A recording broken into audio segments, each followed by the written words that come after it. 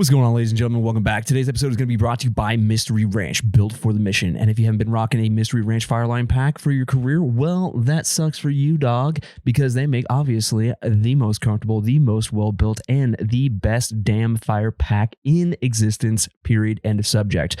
But in addition to that, they make a ton of other awesome load-bearing essentials. Like what? Well, I'm looking at two particular items right now. I'm looking at the Urban Assault 21 and the three-way briefcase, both in Wildfire Black. Now, why do I bring up these? Well, that's because a portion of the sales from these two packs go back to the Backbone series. Oh, I'm sure you're familiar with the Backbone series. I've been touting it for about a year and a half now, maybe a year. I don't know. Anyways, Backbone series is one of those awesome projects that's telling the story of Wildland Fire. Oh yeah, it's badass. And check this out. They're actually giving back to the community, because if you go over to www.mysteryranch.com and submit your story and it's selected, well, boom, you just won yourself a $1,000 Mystery Ranch Backbone Scholarship. Yeah. So the opportunity is yours. And if you have a compelling story and you can formulate a sentence, not write your story in crayon, so to speak, go over to www.mysteryranch.com and check out the Backbone series. There you can submit your story. And if you're selected, once again, that's a $1,000 scholarship up for grabs. So go over there, check it out. The Anchor Point Podcast is also going to be brought to you by our premier coffee sponsor, and that's going to be none other than Hot Shot Brewery. It's kick-ass coffee for a kick-ass cause, where a portion of the proceeds will always go back to the Wildland Firefighter Foundation. And if you happen to want to get your hands on some other merch, well, they have a plethora of all of the stuff to help rep that Wildland Firefighter lifestyle, like a full line of apparel and all of the tools of the trade to get your morning started off right. And check this out. If you go over to www.hotshotbrewing.com, you can check out a little bit of my merch as well. So if you're looking for one of those Fire Fiend t-shirts or one of those Band of Brothers t-shirts, well, you can get it all over there at www.hotshotbrewing.com. Go check it out. The Anchor Point Podcast would also like to give a quick little shout out to our buddy Booze over at the Ass Movement. Oh yeah. It is the finest in poo-bearing propaganda. I don't know about y'all out there, but when someone poops in the black or takes a dump on the pullout on the side of the road and doesn't bury it, well, they're just doing the entire world an injustice. And you know what? I mean, it might be due to lack of education. A lot of people don't get outdoors that much, and they don't know how to take a dump in the woods properly. Well, that's why the Ass Movement is here for us, so we can spread the good word about burying your turds with the finest poo-bearing propaganda. Go over to www.thefirewild.com and check out the Ass Movement, where you can actually get 10% off your entire order by using the code AnchorPointAss10. Yeah. So if you want to educate some folks or spread the good word about burying your turds, go over to www.thefirewild.com and check out the Ass Movement.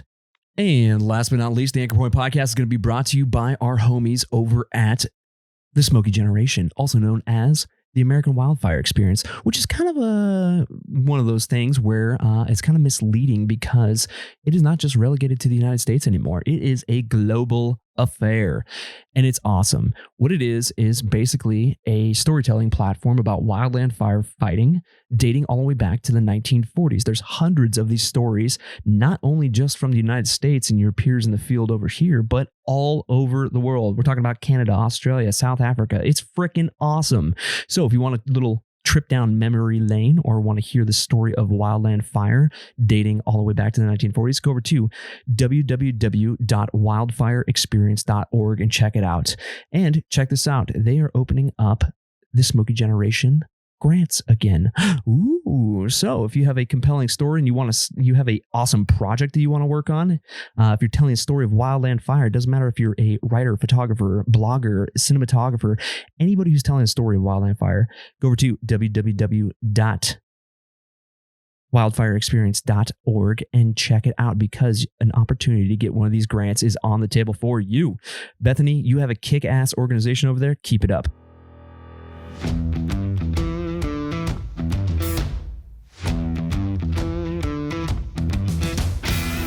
views and opinions of this podcast do not reflect the views and opinions of the United States government, the Department of the Interior, the Department of Defense, the Department of Agriculture, the United States Forest Service, the Bureau of Land Management, National Park Service, the Bureau of Indian Affairs, or any private, municipal, county, or state firefighting organization, any law enforcement agency, any medical provider, or any contractor employed by any federal agency.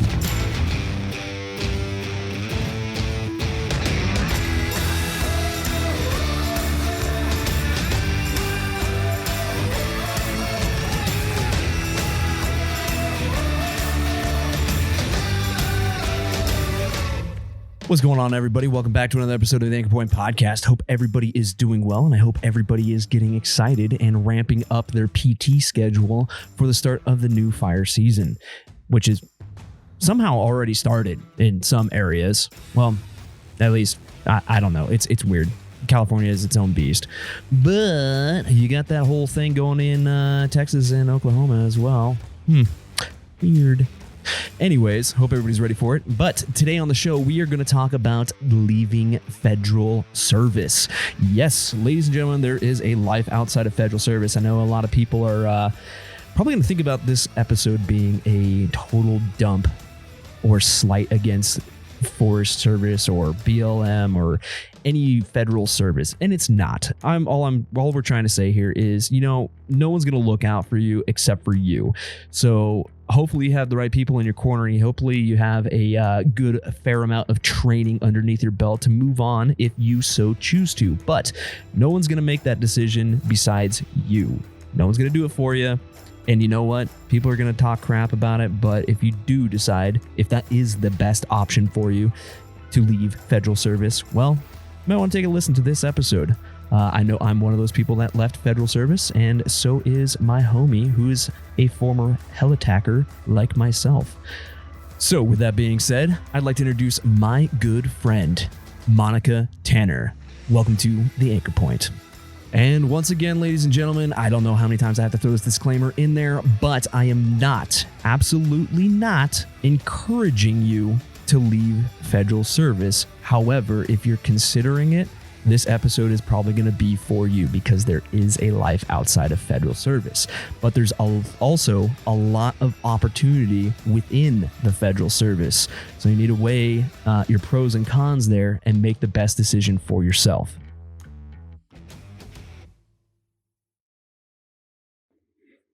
All right, ladies and gentlemen, welcome back to another episode of the Anchor Point Podcast. Today on the episode, I've got one of my good friends, actually. We fought a little bit of fire together on our helitack days.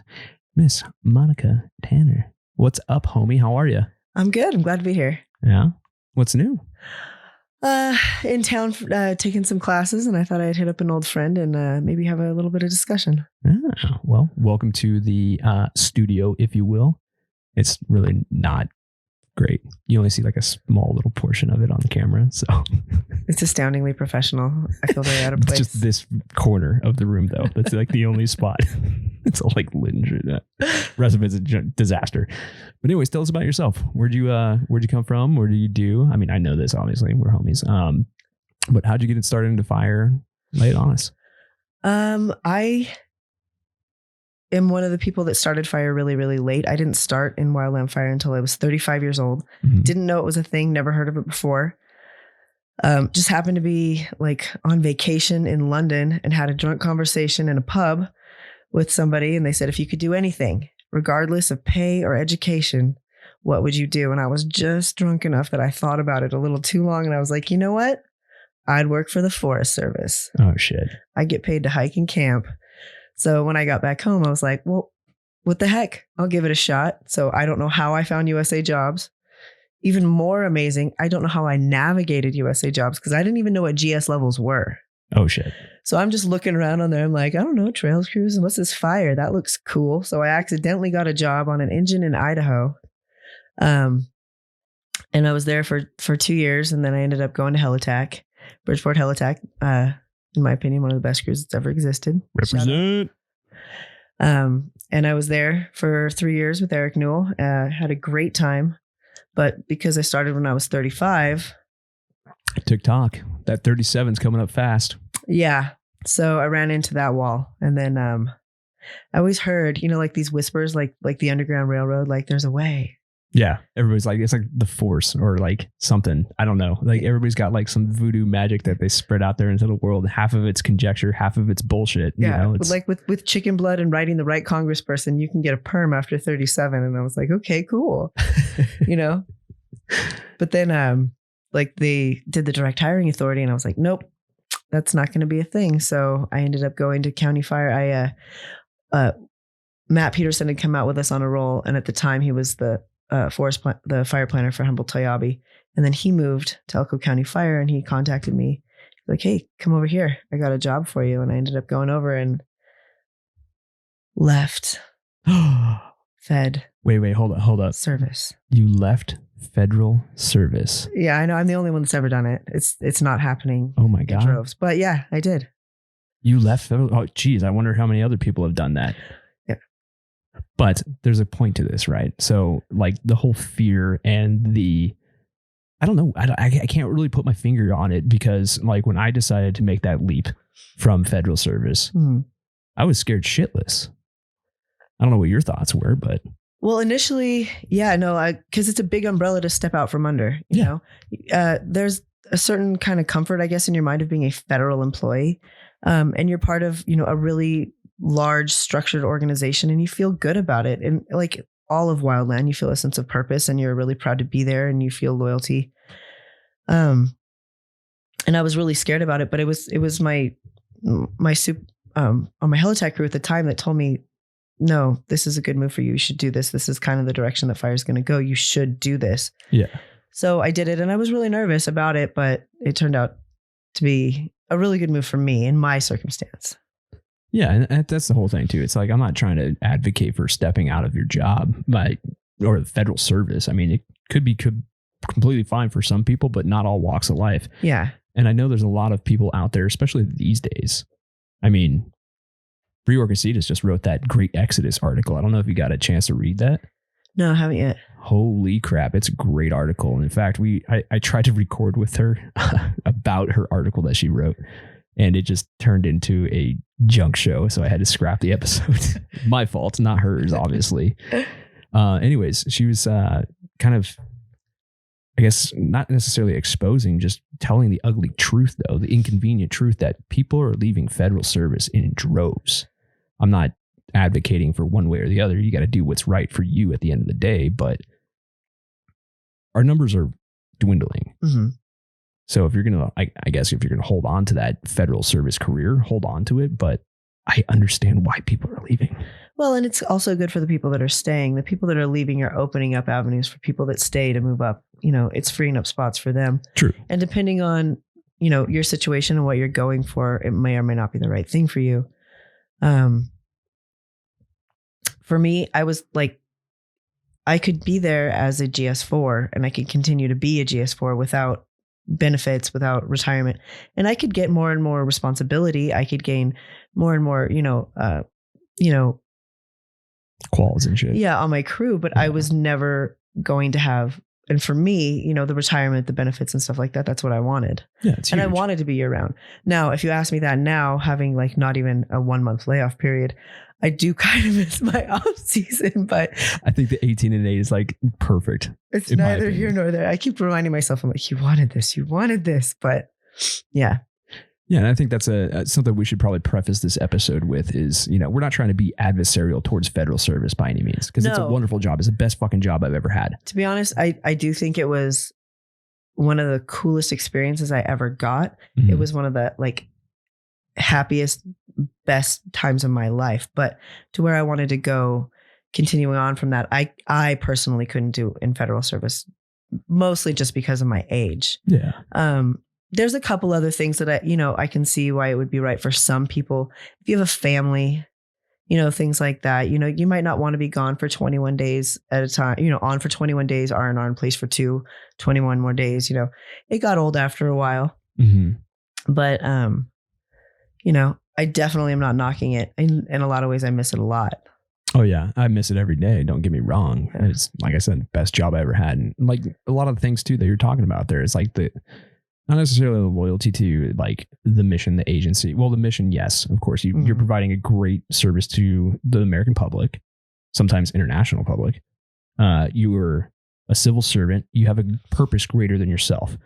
I think the loyalty aspect, that component really lies within the crews. Because once you find a good crew like Eric's, you tend to want to just stick there. And it's hard to move up, especially if there's people like above you that are fighting for their rise up the chain as well. It's hard. And on a good crew, you don't have a lot of movement. So there isn't a lot of opportunity for growth. It's like a catch-22. Yeah, it's a great crew. I would have stayed there forever if I could have. But, you know, fortunately, he was a good enough leader that he did encourage me to take the step that was best for me. It has been interesting, though. A couple times I've noticed since I've left, like, you know, when you're at classes or conferences or things like that and you interact with other firefighters and, you know, you're in your blue Nomex and they're in their green. There's just that little bit of separation and they think, you know, I don't know where they think that we came from, but like, you know, we all came from federal service. That's where we came from. That's where the vast majority. Yeah. Doesn't matter if you're structure, state, county. I mean, a lot of these folks that have jumped ship from federal service over to something like you're in now, the county or the state or municipal, whatever, you're still putting foot in the black at the end of the day. But there's still that, like, I don't know if it's envy. I don't know if it's pride. I don't know what it is, but there's always that age old battle, just as old as CAL FIRE versus the Forest Service. And I think it's good. I think everybody should think that the agency they're in is the best. Yeah. You know, it's great, but it is interesting to be on the other side of it now and see kind of the little separations that exist there that I probably didn't notice before. Yeah. Kind of makes you kind of look back and question, like, holy shit, was I acting like this to people outside of the feds when I was in the feds? Probably. I mean, we're all guilty of it. I mean, it is what it is. There's always going to be that, hey, my crew, my federal brethren over here, we're the shit. Who the hell are you? You know? Well, and it, you know, it's a big organized structure. And a lot of the smaller ones, you know, they may not have that organization yet, but they're getting there. A lot of them are new programs. So it is hard to kind of cut them a little bit of that slack of, you know, their overhead may have had some fire experience, but they've probably hired a lot of new people and they're getting there. And it's going to take 3 or 4 years for them to probably catch up. Hit their stride, so to speak. Yeah. You know, to the level that a lot of people are used to working with, but they're getting there. Yeah. Well, that and the mission is completely different. It's like if you're, say with Reno Fire, your mission is completely different than a Fed hotshot crew or a Fed engine even. Completely different. Well, yeah, as opposed, like, as far as like our mission is a lot more in Elko County. Yeah. Like that's our primary response zone. But like we do go out on rolls just like everybody else and things like that. Portal to portal, which is nice. Thank you very much. She said the P word. Portal to portal. I mean, that's another point of contention, I guess, too, is like the benefits. I mean, if you look at a lot of these Fed agencies, even contracting agencies, the benefits package that they're paying and they're providing to the employee more often than not pales in comparison to the municipal, county structure, whatever. It does. Even sometimes even military. No brag, just fact. Just so people out there know, like, just switching over this year, I'm making twice as much as I made before. And that's the thing that needs to change. And there's, you know, we have this, and that's another thing too. I'm not trying to be adversarial or anything like that, but that's why organizations like Grassroots exist, because we need equity, or else we're going to continue to have this employment attrition, just like what Bree was talking about. Yeah. Some places it's like 75% turnover and no applications, or just like maybe backfilling 25% of those 75 people that left. That's insane. Well, you know, you'll meet people and they'll be like, oh, you're a firefighter. You must make pretty good money. You're like, no, it's wildland. I don't make any money at all. People at Starbucks make more money than I do. And they're like, well, why do you do it? It's love. It's the passion. Because I don't want to do anything else. But yeah, I mean, you feel like a sellout, but you're like, you know what? This county retirement, 70% of my 3 highest years is pretty good. Pretty excited about that. Yeah. But Also, I think that they might be able to fill their jobs a little bit more if they had a slightly easier application process. Yeah, there needs to be a lot of reforms in USA jobs, just getting people's feet in the door. I mean, that's hard.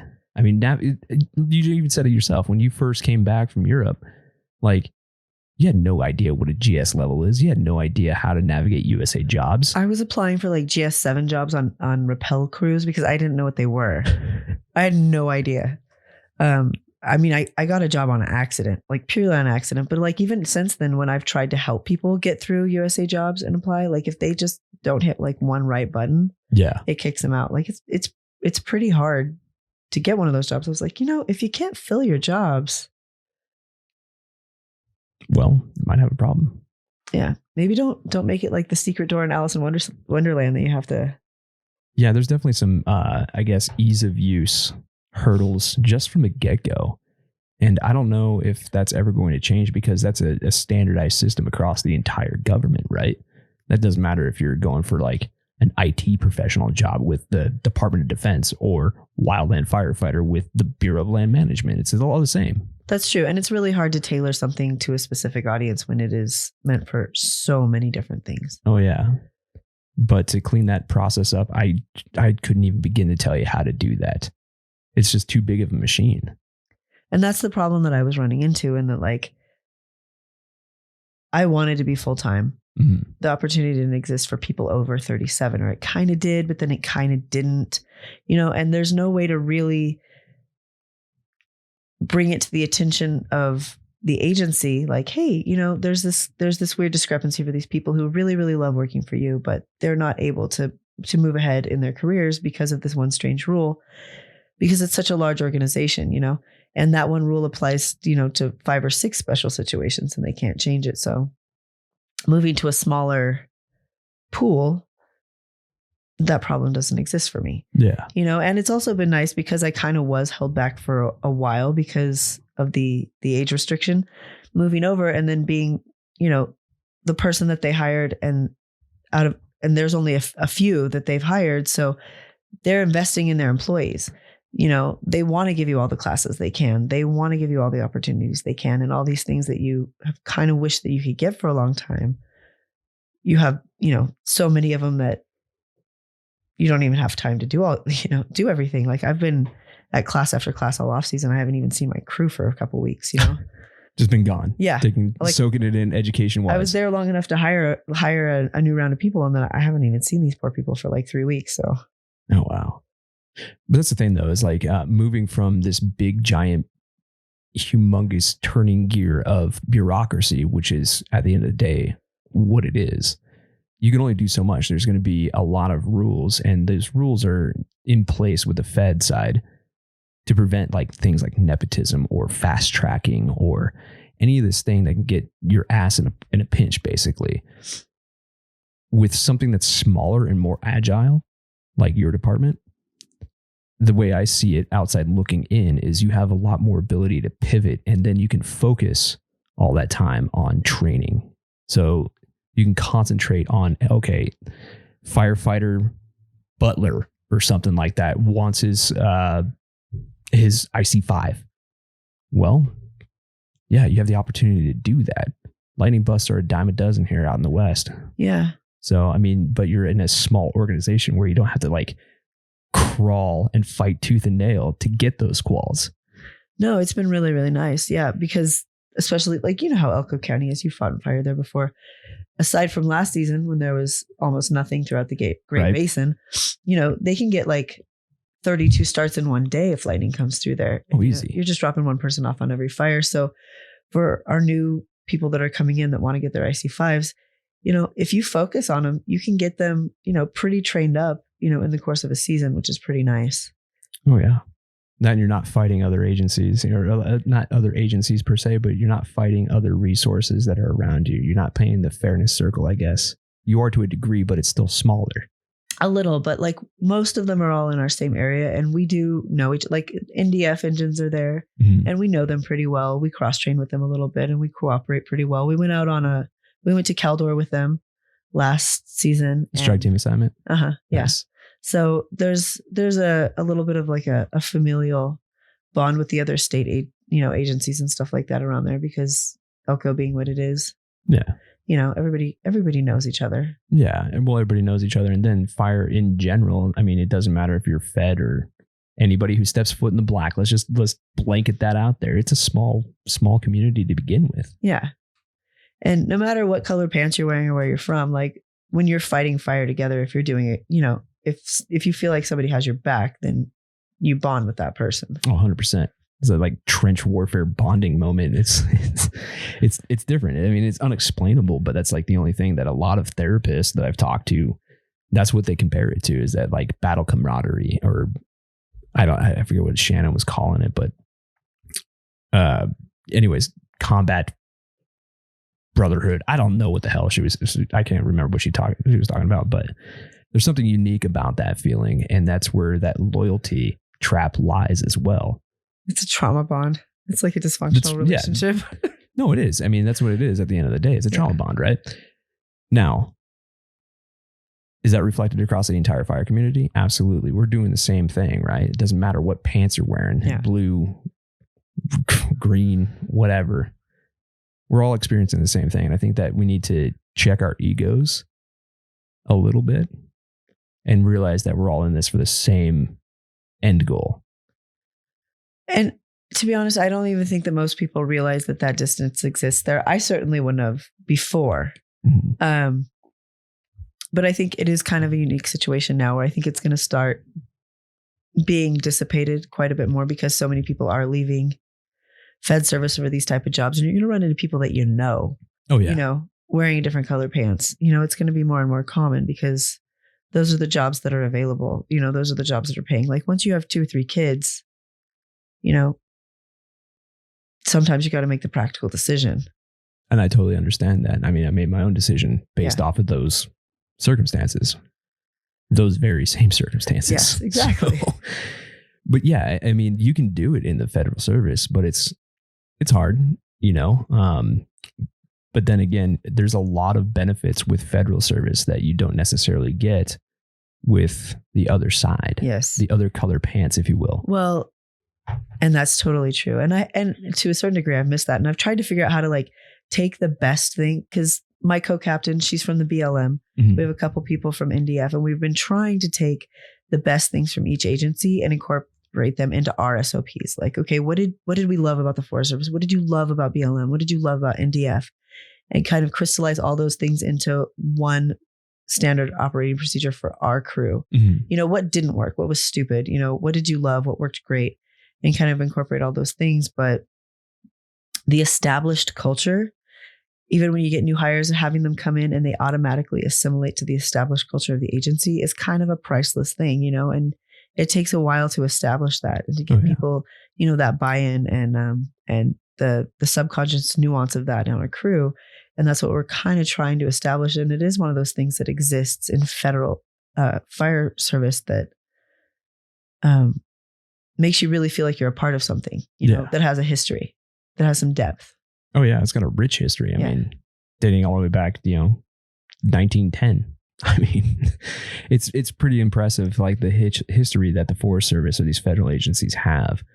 And that brand, if you will, is already established. You walk into, like you said, you're walking into that career or that job knowing that you're part of something greater. Mm-hmm. And if you don't realize that within the first few minutes that you walk into that door, then you probably will realize it pretty damn quick. Yeah. So, yeah, the whole loyalty thing, I guess the higher sense of purpose of what you do, that's a hard thing to establish, especially if you're forming a new crew. It takes a while to build a reputation. It does. Yeah, and it's going to take some time, but it's a fun challenge. That's what's kind of neat. Like just getting in on anything at the ground level, and saying like, I have the opportunity to pick the people that work for me. I have the opportunity to, write the training and the PT schedule and all this stuff. And like really whatever problem exists here, it's literally my fault, because the sky's the limit. I'm forming this. And so it's pretty cool. Like you never get to do that. So just to be hands-on in all of those things is pretty special. But I don't know that that's always available for everywhere. Like this is one of the crews that's sponsored by the power companies. Mm-hmm. So during the fire season, we're just free to be a regular wildland fire crew. And then during the off season, we mostly put in like fuel breaks and things like that. And we have winter work all year long. And you don't have to fight for it either. No, I mean, that was the crazy thing. We hired first year firefighters and they weren't aware that they weren't seasonal. Some of them really? They were hired with no experience as full-time When career does firefighters. Yeah, that never happens in the defense. I know. And I'm just looking at it. I'm like, you have no idea how lucky you have it. do you know how hard I had to fight for this? And you got it your first year. I'm happy for you, Yeah. but I hope you appreciate it. I mean, that's another fringe benefit of the feds, though, is like that seasonality. I mean, especially if you're a young going to school person or you just like to be a ski bum during the winter. That's a huge fringe benefit of having that time off, especially if you have something lined up that'll provide an income during the winter. Yeah. Now, the insurance and the retirement thing. It's fine. Well, even if you're a perm, though. I mean, It's you don't kinda pay into nice. retirement when you're laid off. If you're a 13-13 or an 18-8. There's a very real small part of me that misses off-season layoff, but Oh, yeah. I feel you I have there. a theory that everybody in wildland fire is either a hunter, a skier, or a traveler.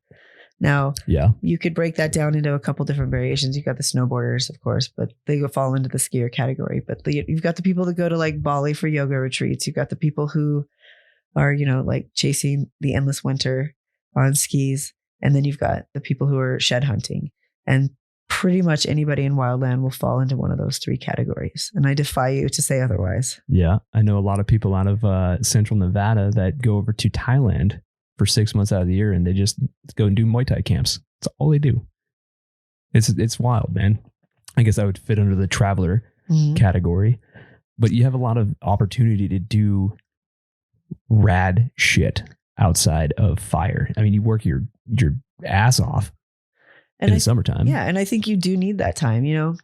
There's a lot of conversation about people going on unemployment on the off season. I'm like, You kind of earned it. you did. And A little also like, you can't go that hard sometimes all year round. You kind of need that time to go decompress for a while and then you head back in and hit it pretty hard. And that's another drawback of that seasonality, right? You're working 1,200 hours of overtime on top of your regular 80-hour pay periods or 40-hour work weeks, right? You're working upwards of, what is that, a year? Yeah, you're working if not more. 1 year and 6 months. Sometimes even less. But man, those tax returns are sweet. They can be. But yeah, I mean, that's one of those things. So it's like if you decide to go over to Thailand and you've saved that money, because a lot of these people, I mean, we're a minimalist, don't need a lot kind of culture, I guess. Yeah.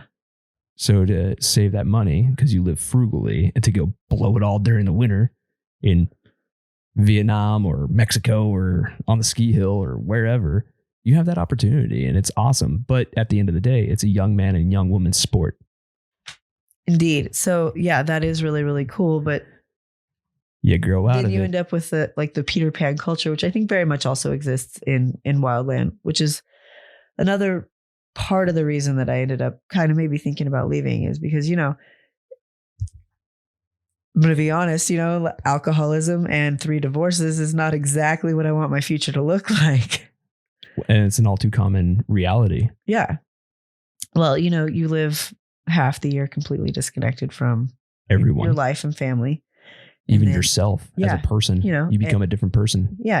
And you're really devoted to one aspect of yourself. And then you come out of that and you lose, some of those crew bonds and your sense of purpose and you get kind of lost for a little while. And then you kind of fall into some Sybarite pleasure seeking, nightmare, self-soothing. And then all of a sudden you're like, you're just in this endless loop of why am I not adulting? I'm way too old to still be doing this.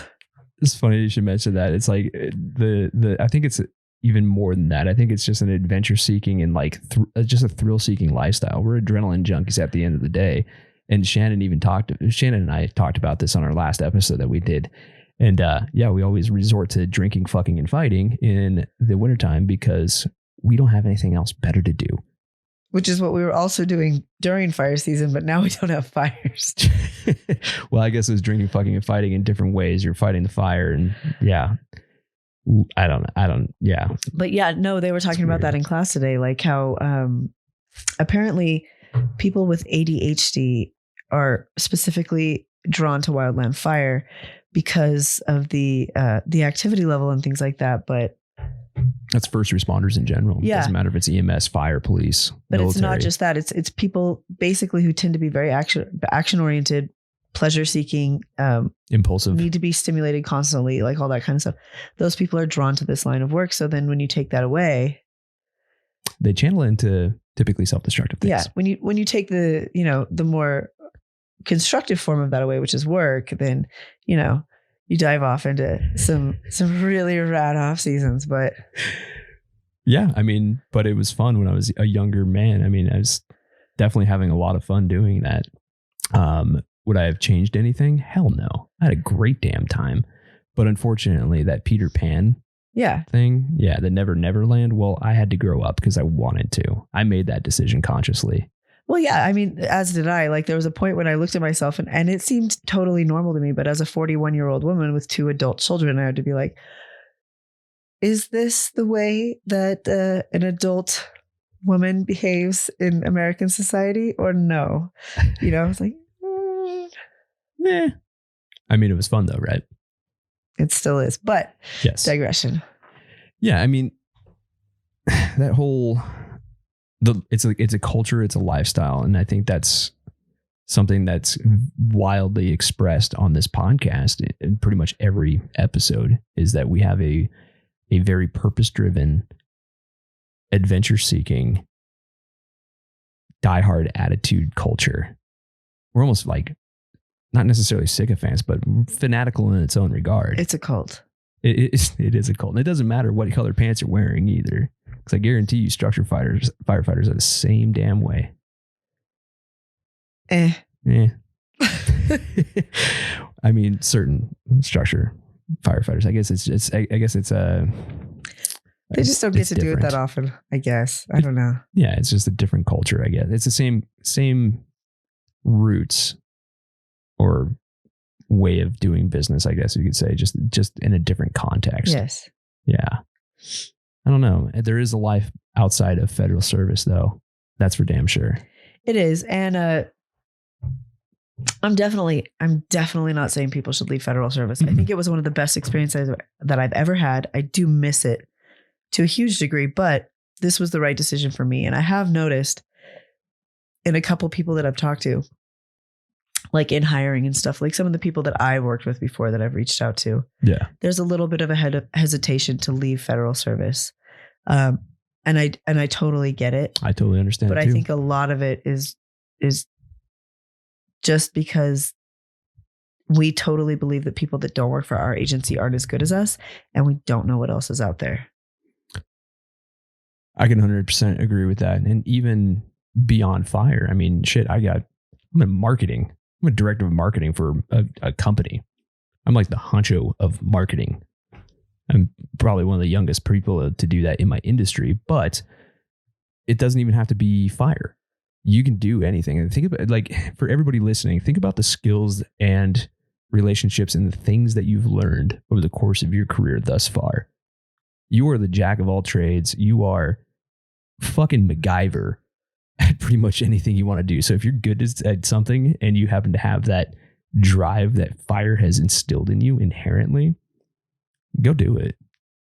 I'm not saying leave it. If you like where you're at, don't leave, but there's a wide variety of things outside of just fire in general.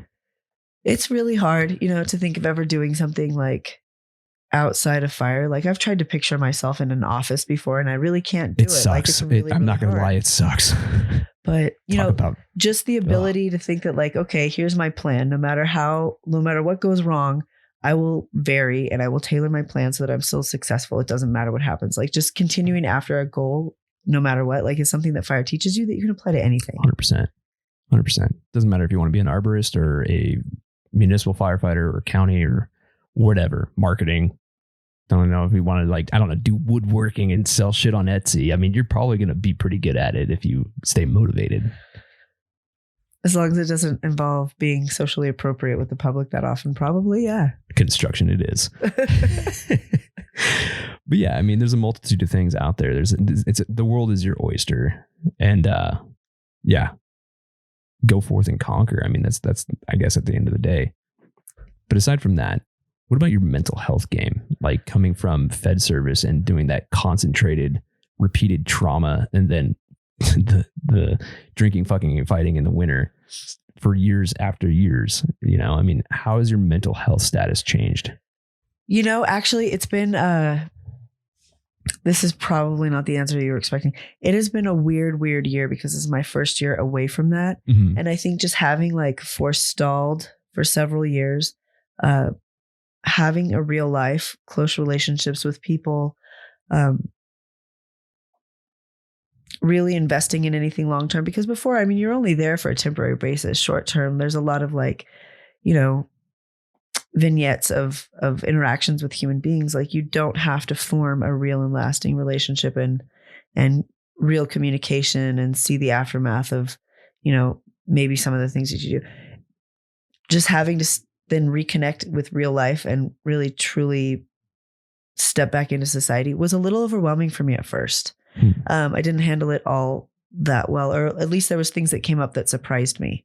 But overall, I think it was good. I didn't experience that like weird little lull of depression that you get after the end of the season, which kind of for some reason seemed like it was getting a little bit worse and a little bit worse every year. Oh yeah. In retrospect, every year was worse than the previous. Yeah. At first I didn't know what people were talking about, and then it would just get a little worse and a little worse and a little worse. Yeah. I don't have that anymore. I'm in my life most of the time, but reconnecting with a real life, it was like using an atrophied muscle. It was very strange for a while, but I do feel like I'm starting to get past that. But it is weird to not be only superficially involved in your own life and then to step back into it. That speaks volumes. That speaks volumes right there, because superficially involved, not in other people's lives, but your own. Yeah. Yeah, that's a self-reflection on me, even. Jesus Christ.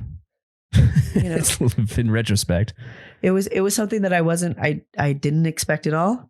It snuck up on me. It was kind of weird for a while, but you know, it kind of is like having a muscle cramp, I guess, of something that you haven't used in a while, and then it kind of goes away. But I'm getting used to it. But it was really, really strange.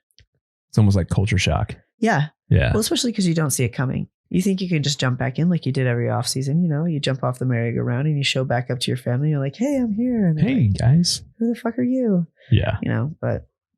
Yeah, that's one thing I mean, I think the consequence, or not the consequence, I think that another reason that, I guess that depression and that reconnection and all that shit, those negatives of seasonal work, and that's not just exclusive to the feds. I mean, that's contractors, state, anybody who's a seasonal firefighter.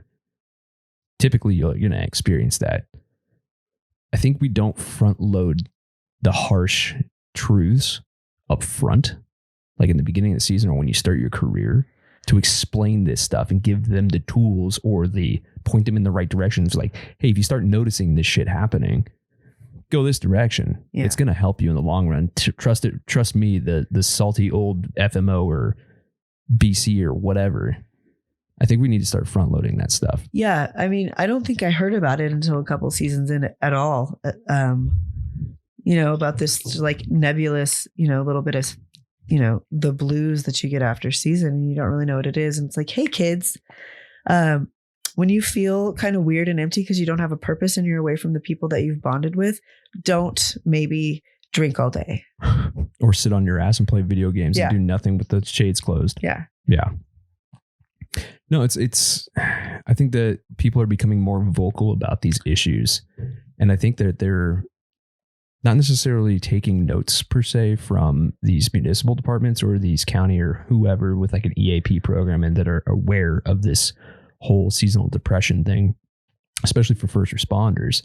I think people are being more vocal about it and they're saying shit. So now it's actually changing. I think people are starting to identify exactly what it is that's causing it. Because for a long time, I would hear about some of the stuff and I would think, well, that applies to structure firefighters more. I mean, they are responding to a lot more like accidents and medicals and seeing more traumatic things. I mean, like, I don't feel no offense to anybody, I don't feel traumatized necessarily when I see trees burn. And there's not that many times that I've seen people, that I work with, in a great deal of danger. So that kind of trauma I didn't incur on a very regular basis, but that it's a different thing. It's not trauma. It's just like the stress of going from the thing where you feel like you have purpose, the place where you feel like you belong, and then just feeling like you're cut off from that and you just exist and you don't know who you are anymore. Mm-hmm. And then going back and forth between that fairly frequently. The 110% to reverse. Yeah. Constantly. It's like getting back and forth between, the pool and the hot tub, and pretty soon you pass out. Yeah. Huh. I could see that, but I think that it's still everybody says PTSD, which is inaccurate, right? It's PTSI. It's post-traumatic stress injury, right? What's a common thing there, right? Stress. You just said it yourself, right? Yeah. It's stress that still develops into a complex PTSI. Now, if it develops into a disorder, which is a diagnosable thing, mm-hmm. Now we've got serious problems. I mean, you can nip that problem in the bud, but it's not until now that we're talking about this shit.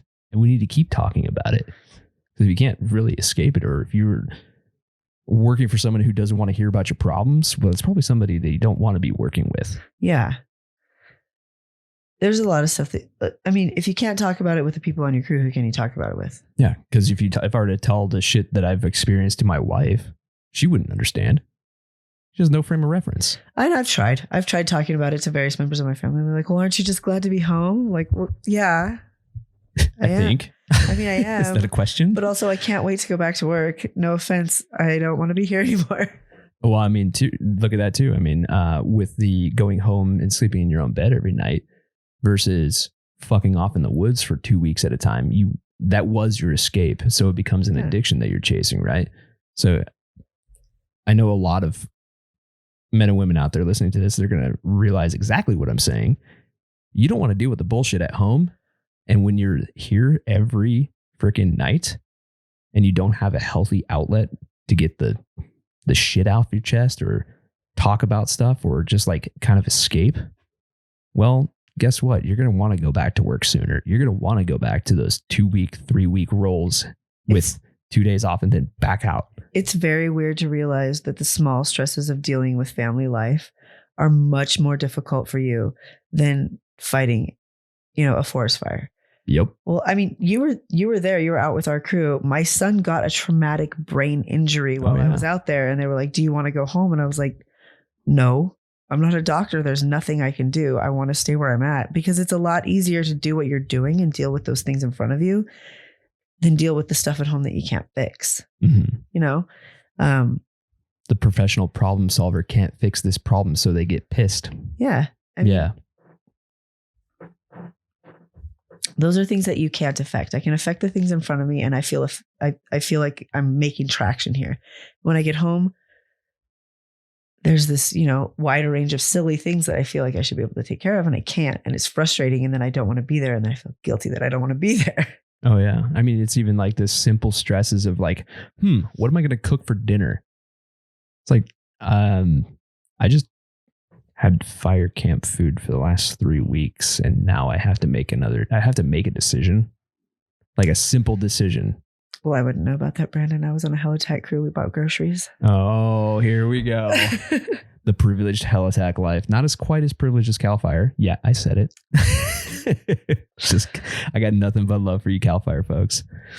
But shit, even then, even the Cal Fire folks, they deal with the same shit that we do at the end of the day.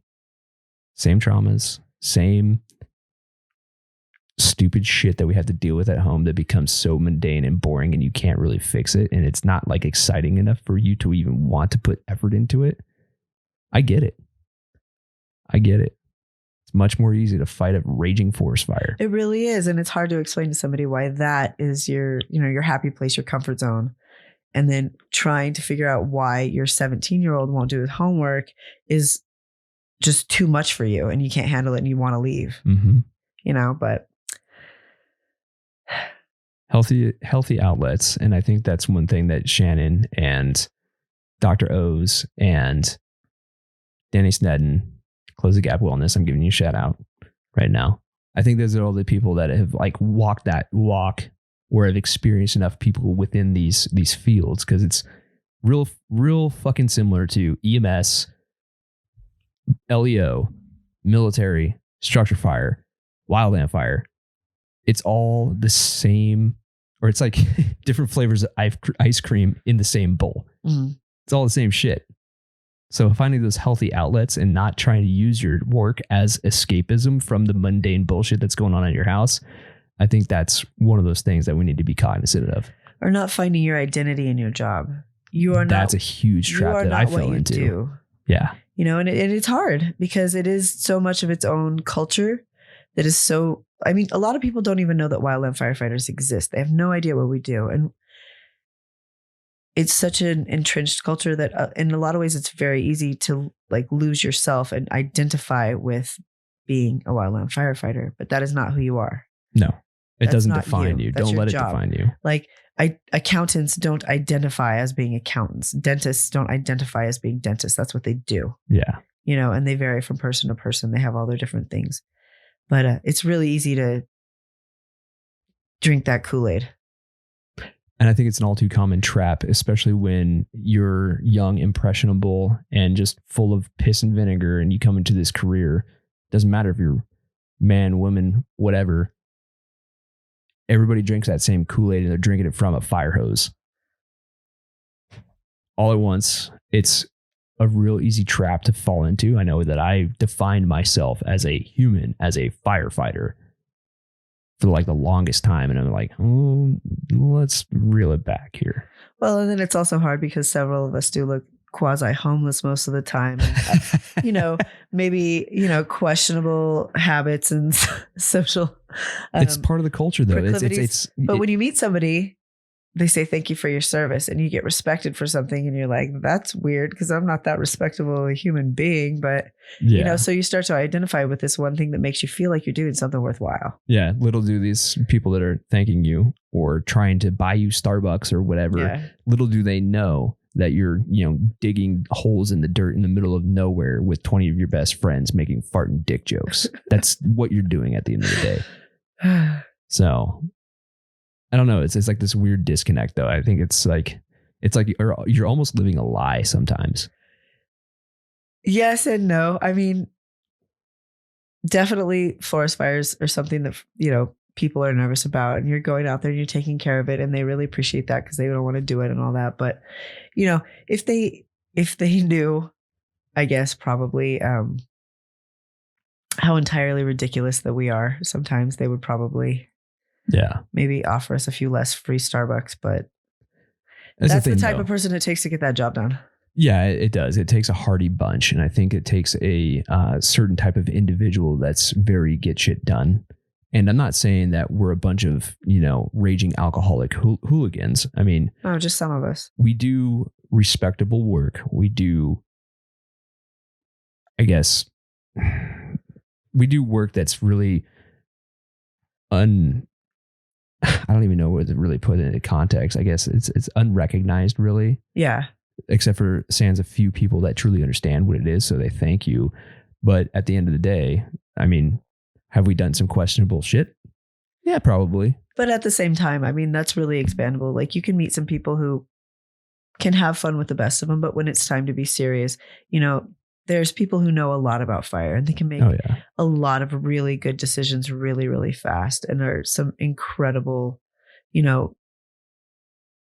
kind of a combination of like maybe even like a sports and business mentality coming together to really attack a problem that not very many people will be able to handle. And there's people that rise to that occasion. They really do. And then there's, some people who are still just working neck down, but there's some people who definitely fall outside of an alcoholic hooligan model, or at least when it matters.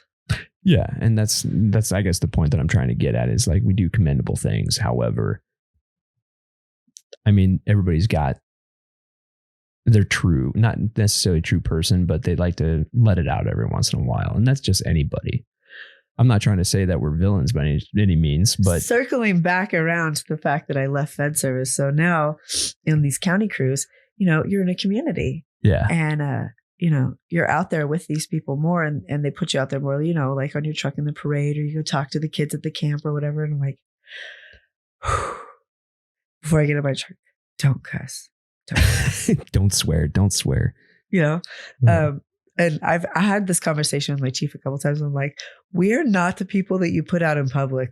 Like these are not the shiny pennies that you want to show to the community. Like, we'll put in all the fuel breaks and everything you want, but like, we might not be the most socially appropriate for all of these venues. But to be honest, they've all done really, really well. Nobody's let me down yet. That's good.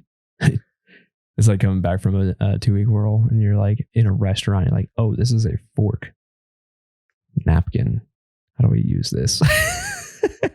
Cavemen and women. I still struggle with that. I wear most of my food on a regular basis. Yeah. We all got to eat. I don't know. I don't understand where the disconnect becomes, though. It's interesting. It's an interesting culture. And yeah, they're good people. Very, very good people. Some of the most solid people that I've ever met. Are we a little wild? Absolutely. Well, okay. It's like brain surgeons. People are always like, oh, well, they're super egotistical. Well, they have to be to do what they do, don't they? Yeah, you have to have confidence in what you're doing. You're doing surgery on a brain. Yeah. Not a very... It takes an egotistical person to be a brain surgeon. That's the type of person it takes to want to hack into somebody's brain. Or a lawyer. Brain. Yeah. So... Yeah. It's wild. Different walks, same stuff. Yeah. I don't know. So there is life outside of federal service, but a lot of people are thinking about jumping ship, but there's a lot of fear factor involved with it. Let's expand on that. There's also a lot of hope. Like, to be honest, one of the things that I hear a lot is like a lot of the stuff that you guys are doing in your movement, like there's a lot of hope that things are about to change. Yeah. And people want to wait it out and they want to see if it's going to change, which I think is really, really great. Yeah. But there is also some of it is just fear of leaving the federal service, which it's comfortable. Yeah. I experienced. It's a large organization and you feel like you're a part of something that, is very permanent, isn't going to change a whole lot, and that's comforting. And I think very much people feel like when they came up in that organization is the best and they don't want to leave it. They have a type of loyalty to it. I think that they should, but for some people, there are other options out there and they're not illegitimate. If that's the thing that's special, if you're married and you have young children or whatever, and you might want to be home, maybe half the time or something like that. Or maybe you're over 37 and when you're old, you don't want to eat cat food because you don't have a retirement. There are options out there and they're pretty good. It's worked out well for me. I happen to have fallen into the right position where I have a fantastic boss. I have a lot of support. We have fantastic funding. And in some ways, I feel like I'm a kid in a candy store. But it has been interesting when talking to people about hiring, like to just kind of see the hesitation in their eyes and hear it in their voice because they don't feel like there's anything outside of Fed service. It's a big world out there. And unfortunately, with a career like this, you have to be an opportunist. You have to. Well, I mean, people told me my whole career coming up in the Forest Service, like, when it comes to getting assignments or, pushing people to, to sign your task book and stuff, like you have to look out for yourself in your career because nobody else is going to do it for you. Oh, 100%. Like if you're waiting for, to feel like you're the most qualified before you let somebody sign you off or whatever, you have to fight for your opportunities. You have to take the things that work for you the most because nobody else is going to do it for you. Yeah. This is not the time to be, a wallflower, but there's a lot of hungry people out there too. Yeah. Yeah. I mean, not being necessarily shameless about it and pimping yourself out to every opportunity that you can lay your hands on. But unfortunately, at the end of the day, that's what's going to move you up in the chain, right? Yeah. getting that experience, getting those quals, getting that ink in your task book, all of those things, the classes even, which it's hard to get classes. Maybe not for you, but not anymore. Yeah. But could you imagine, like, I don't know. I could only assume that certain contracting outfits, they're got to be pining for classes. Yeah. So I've taken, I think 4 or 5 classes this off season. Only one time have I had one contractor in there with me. Really? Yeah. Just really cool, interesting, highly educated, interesting dude from South America. But yeah, he was the only one, only contractor that we had in any of the classes with us. It was almost all Forest Service, and there was a couple other agencies throughout there. Over here in Reno, there's a little bit more NDF in the classes and stuff too. But over in Provo, like it's mostly Forest Service. But I remember, you know, maybe you'd get one class a year, you know, if you're lucky, if you're not a perm, you know, like maybe you get one a year. Shit, even as a perm. If you're a perm, maybe you'll get 2. But then in these smaller agencies, literally like them counting on you, like you're the person that they picked for this job, and they're willing to give you an unlimited amount of support, you know, to get where you want to go in your job. So they gave me a schedule and they said, "What do you want to do?" You just started throwing darts at classes. Yeah, and I didn't even take as many as some of the people that I work with, because I didn't want to be that busy. But it was just, you know, carte blanche to obtain as many quals and like get as much information as you possibly can.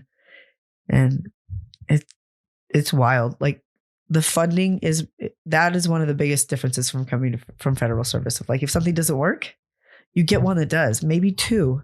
And it's just insane. 2 is 1. You know, like what our pumps work. That's crazy. Like your Mark IIIs just start right up. That's wild. Wait. Hold on. I think I heard you the first time. You say your Mark III pumps work the first time? Yeah. But anyway. Huh. That's a concept. I didn't think that those existed. I thought it was just a thing. Like it's like a unicorn. Yeah. Like across the board, they don't work the first time, but apparently they do.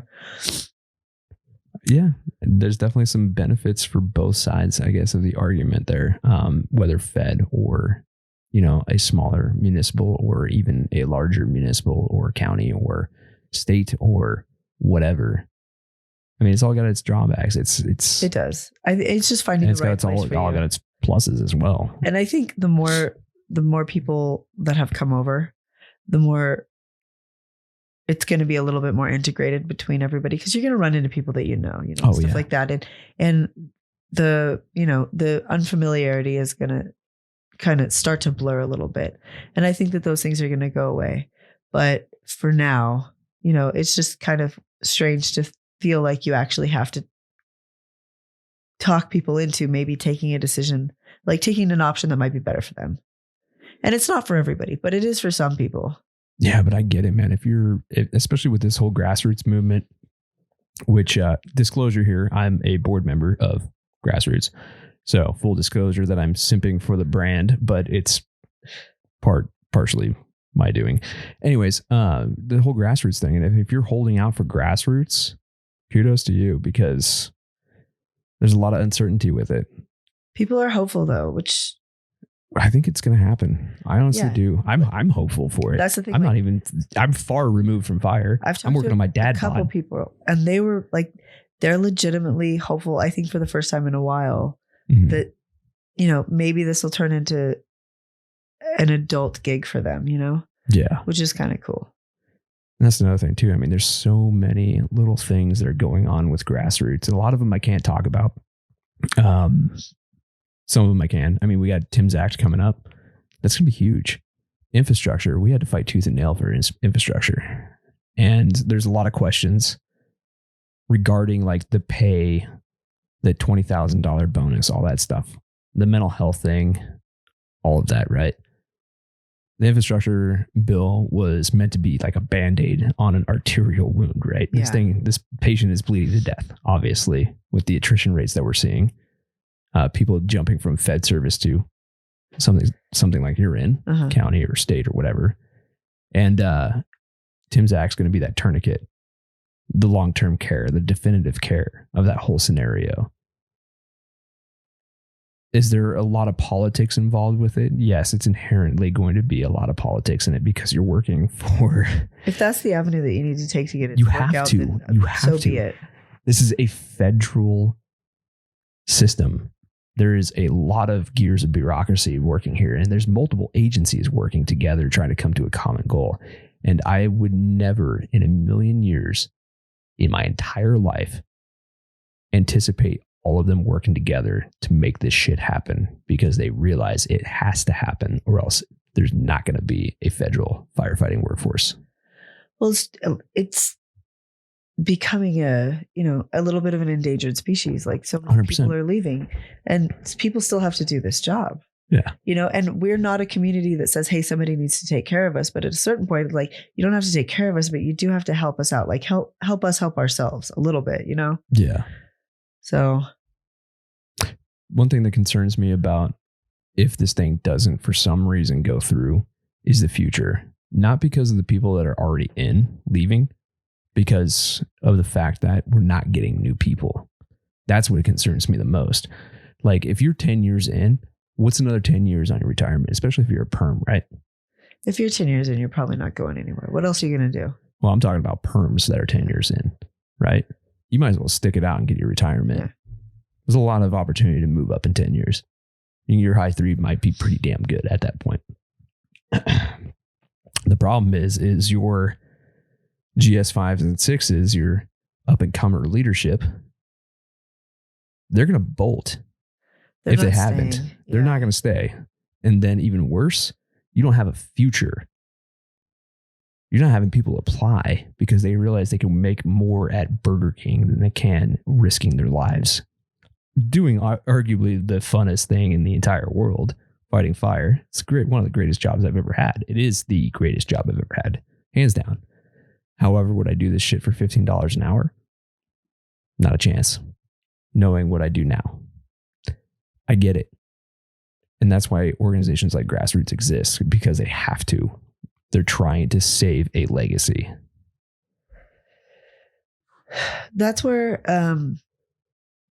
like for me in my hiring, I've had a hard time getting people come in at the squad boss level over from the federal service because they don't want to leave. Where I have had a lot of like those holdouts we were talking about for infrastructure and Tim's Act. Yeah. Yeah. Where it has been different for me on my side is that I can get a lot of first year firefighters because we have a pathway to structure. Like when they come and work for us, they also get their EMT, they get their exterior support and all of these things. So, and that's the hiring pool that the all risk guys draw from. They hire from our crew. So like this is a pathway for them, to move on to that, which is, it's hard to get your foot in the door over in structure. So a lot of kids who want to do that grow up wanting to be, a firefighter, air quotes. Yeah. They want to start out in wildland because it's kind of like the paying your dues part of the process. And then there's a way for them to move over from there. But the problem is for straight wildland, how do you get those kids to come in and then stay long enough so that, in X number of years, we have our AFOs and, things like that are still around because your central leadership. Yeah. It's tough. And honestly, I don't know where it's going to go. If I had a crystal ball, I'd tell you, but some things need to change. And who's to say, like you just used the term real firefighter, right? The phrase real firefighter, like structure or whatever. Why aren't wildland firefighters considered real firefighters? I don't know, but there really is on every level still the stigma of like, if you're the wildland crew, then you do the leftover maintenance and facilities and you scrub shitters in the off season. Yeah. You're the grunts. Yeah. And the other guys, those are the shiny firefighters that, you trot out to the public and they sit around until there's a, house burning down or whatever. Not talking crap on those guys. They're great. But, there's very much still the stigma of like, we're a little bit like, the roughnecks, I guess. We're a little bit of a surly bunch. Yeah. Yeah. Like we were talking about. But rough around the edges. Yeah. I don't know. I think that's one thing that needs to change is that dynamic is like being perceived as a firefighter, a real firefighter, air quotes here. Yeah, not a forestry technician. Yeah. Or an unskilled laborer. Yeah. Well, and that's the other thing. Like when we were talking about all the other jobs that a firefighter could go into, it's like, of course you could. How many times have you been asked to do some very, very, very strange job that you should have training to do that you have no training to do? But you figured it out? Yeah. Oh, yeah. You're like trying to figure out how to cut holes in a Quonset hut so you can put windows in there that don't fit. And you're like, I don't know how to do this. But the Forest Service wants me to. So here I am. Professional problem solvers, right? You're like, oh, put in a sprinkler system? Sure. All right. Okay. Replace a hose on a turbo. All right. I can figure it out. Whatever. Scraping lead-based paint. Yeah. Asbestos work. Yeah. Needs of Uncle Sam. But yeah. I'm like, isn't this the kind of job that you have to like know what you're doing to do it? No. I think there's I don't know, like probably like an 8-hour training course or something like that. You guys are good. Okay, cool. I mean, I'll figure it out. But yeah, but think of it like you just said it yourselves. I mean, professional problem solvers. Yeah. I mean, think of all the crap that we've done over the course of your career, or you will do if you stick in this long enough and you have a dangerous human. You have a whole group of people who don't say, I can't. No, you don't. Absolutely, you don't. Yeah. As in, you don't have a group of people that say that I cannot do this. When they can. Yeah, you're like, okay, well, I'll figure it out. I'll work it out. Yeah. I don't know. As far as going into that leap, though, making that leap, I mean, if you had any advice to anybody who's listening, like if something's calling them to make the jump to something different, what would you say to them? Look at what it is that you feel like you're missing from where you're at, and look at what they're offering in some of these other platforms and see if that's the right thing for you. Yeah. You're not going to become less legitimate. You're not going to see less fire. You know, for some people, I don't think it's the right move because there is so much awesome like camaraderie and history established in Fed service. But for some people, what you probably need, maybe you don't want, but what you probably need to make that leap into your more functional adult life may lie outside of Fed service. Just evaluate your options. Yeah. Make the best decision that is going to work for you at the end of the day. Nobody else is looking out for your future. You have to do it. No. I mean, there are some soups out there or some crew leaders. Mine did. Yeah. And I was really, really lucky, but I think I worked for maybe one of the smartest, most magical unicorns in the Forest Service. And he totally didn't, he encouraged me to do it. But more often than not, you're going to have to look at your life and see what you need and see what's right for you. And it might not be federal. And there's nothing wrong with that. 100%. 2 people in the same room. We did it. You so can you. Hey. Oh, well, I think there's some pretty good points in this episode. But at the end of the episode, I always like to give you the opportunity to give a shout out to some homies, heroes, mentors. What do you got for us? Okay. Jamie Strelnick, Eric Newell, Joe Lamberg. Thank you for hiring me initially. Everybody I work with in Elko County, Matt Peterson, David Metz, Mickey Newman, and Hunter Tracy. And one very special mentor I've had in fire, whose name I shall not say because she is incredibly media shy. But I know who that is. 6 foot tall, ex-hotshot woman. Yep, she's Shout rad. out. Yeah. She's super rad. I actually just ran into her at Home Depot not too long ago. But yeah, shout out to her as well. Hero forever. She's rad. Yes. Well, ladies and gentlemen, take some advice. We're not shitting on the Forest Service. We're not shitting on federal service. We're not shitting on Cal Fire or any other place. Just do what makes sense. Do what's right.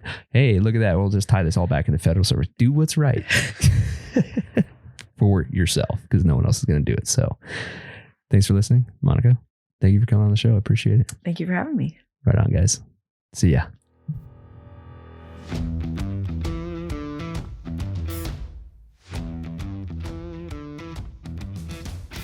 And boom. There we go, ladies and gentlemen. Another episode of the Anchor Point Podcast is in the books with my good friend, Monica Tanner.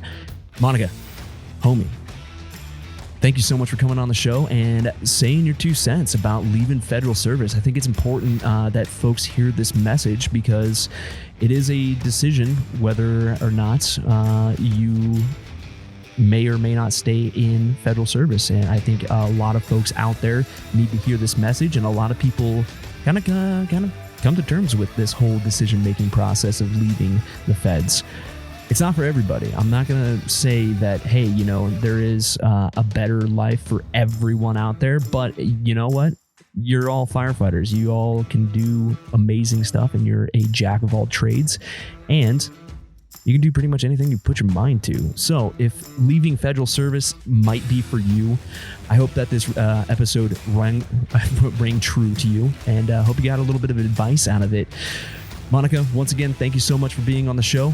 You have left federal service. I have left federal service. I know a lot of other people have left federal service. And yeah, it's not intended to be a total taking a dump or thumbing our noses to the feds at all. But hey, you know what?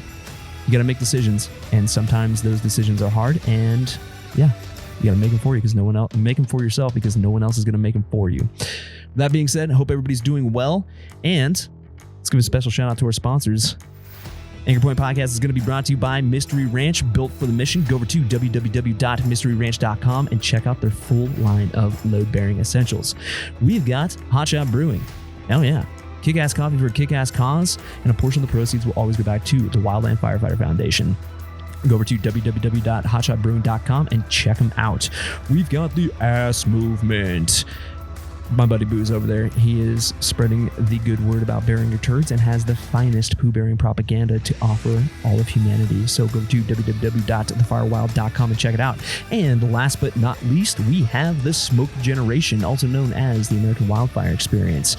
Bethany, you have a kick-ass organization over there. Keep it up. And if you want to check it out, go to www.wildfireexperience.org and see the full catalog.